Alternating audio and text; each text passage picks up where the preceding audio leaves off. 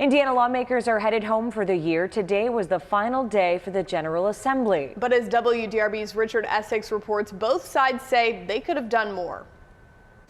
This is a short session, a non-budget year. Typically, lawmakers are here until about the second week of March, but you will remember that this session started in December for the congressional redistricting.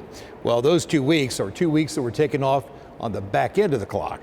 It was fast and sloppy, so it's going to sound like a racetrack judging, but it was fast and sloppy. The last day of session is chaos. Tying up loose ends of legislation takes a toll. And just after 6 on Friday, session was over.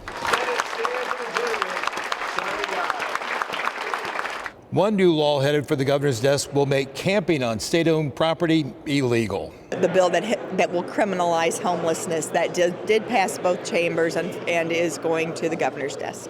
Indiana Republicans have a supermajority in both chambers. Passing Medicaid reform is what they are calling their signature legislation.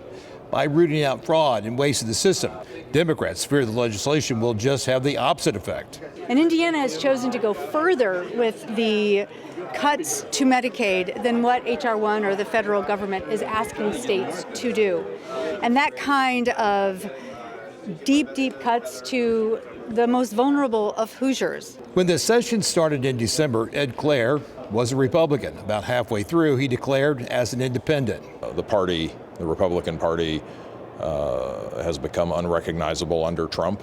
It's not what it was. His colleague in the House, Democrat Wendy Dant Chesser, says her constituents are asking lawmakers to address affordability issues. We may have moved the needle slightly, but on a scale of 1 to 10, folks needed us to be moving towards the 8 and 9, and we may have hit the 1 on a couple of things.